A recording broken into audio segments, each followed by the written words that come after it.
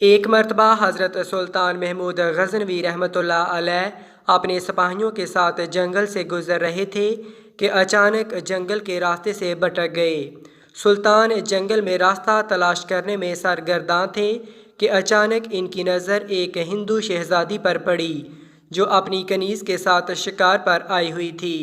شہزادی اور اس کی کنیز ہر چیز سے بے خبر دریا کے کنارے پاؤں ڈالے بیٹھی تھیں کہ ان کے پیچھے ایک رچھ آن پہنچا۔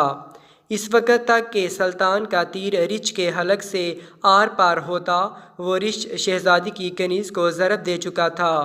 اس سے پہلے کہ شہزادی اپنا تیر نکالتی بہت دیر ہو جاتی۔ سلطان نے پے در پے 3 تیر اس درندے پر دے مارے جس سے وہ ڈھیر ہو گیا۔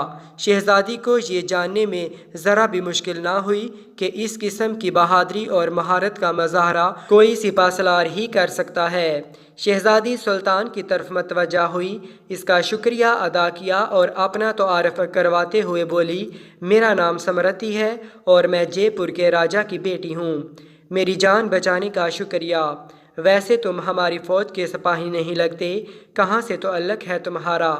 وہ شاید یہ نہیں جانتی تھی کہ اس کے سامنے سلطان محمود غزنوی رحمۃ اللہ علیہ کھڑے ہیں، جن کے نام سے ہی ہندو راجاؤں کے حلق خشک ہو جاتے تھے۔ سلطان نے کہا، جی میں کسی اور فوج کا سپاہی ہوں، چلیے میں آپ کو کسی محفوظ مقام پر پہنچا دوں، آپ میرے پیچھے چلتی جائیں۔ اندھیرا بڑھتا جا رہا تھا، اگر راستہ نہ ملا تو شاید رات اسی جنگل میں بسر کرنا پڑے۔ شہزادی جان چکی تھی کہ یہ شخص خوف اور لالچ سے پاک ہے، اس لیے وہ خود کو محفوظ سمجھ رہی تھی۔ سلطان نے کہا، ہمیں رات یہاں بسر کرنی ہوگی، صبح میں آپ کو آپ کی منزل تک پہنچا دوں گا۔ سلطان نے محسوس کیا کہ وہ شاید جنگل کی سردی برداشت نہ کر سکے، اس لیے اس نے اس کی طرف اپنی چادر پھینک دی۔ شہزادی نے وہ چادر اوڑھ لی۔ شہزادی کی نظر سلطان پر جمی ہوئی تھی، مگر سلطان آگ جلانے میں مصروف تھا۔ سلطان نے مٹی سے تیمم کیا اور نماز پڑھنے میں مصروف ہو گیا۔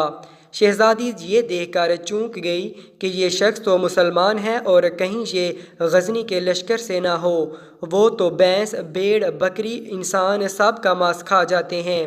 پھر اس نے سوچا کہ یہ شخص ایسا نہیں ہو سکتا کیونکہ اس نے تو مجھے جنگلی جانور سے بچایا ہے۔ سلطان نماز کے بعد دعا کرتے وقت زاروں کے تار رونے لگا۔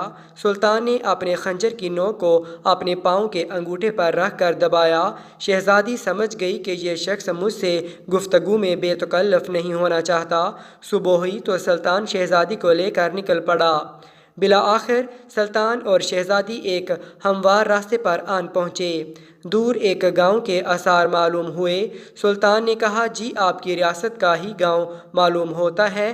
گاؤں پہنچنے پر شہزادی نے اپنے سپاہیوں کو حکم دیا کہ 2 برق رفتار گھوڑے اور کچھ اناج اس سپاہی کو دے دیا جائے۔